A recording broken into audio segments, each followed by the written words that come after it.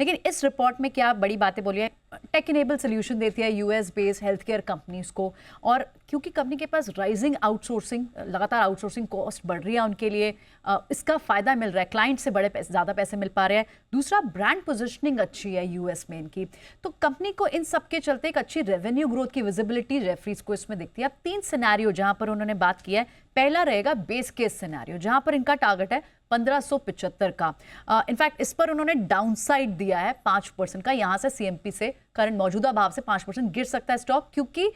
Company के fundamentals अच्छे हैं, रेवेन्यू विजिबिलिटी स्ट्रांग है, लेकिन अपने पीयर्स के मुकाबले अच्छी खासी कंपनी दौड़ चुकी है, रिच वैल्यूएशन है, लगभग 50 से 90% के प्रीमियम पे ट्रेड कर रही है अपने पीयर्स से, इसलिए बेस केस में तो शायद गिरावट आ सकती है। अब इनके लिए बेस केस अगर होता है तब होगा बेस केस जब रेवेन्यू ग्रोथ लगभग 14% की होगी,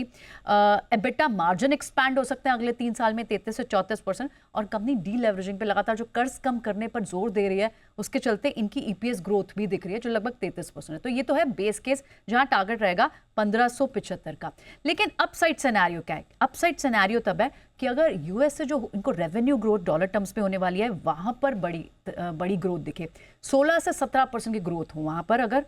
बेस केस में ये जो सिनेरियो था ये 14% का था, तो यानी अगर 16-17% की दर से ये बढ़ते हैं तो यहाँ अपसाइड पोटेंशियल होगा 11% का। और डाउनसाइड सिनेरियो में अगर यही रेवेन्यू ग्रोथ उनकी स्लो डाउन हो जाती है, 10 से 12% रह जाती है अगले 3 साल के लिए, तो शायद यहाँ से मौजूदा भाव से 16% स्टॉक गिर भी सकता है। तो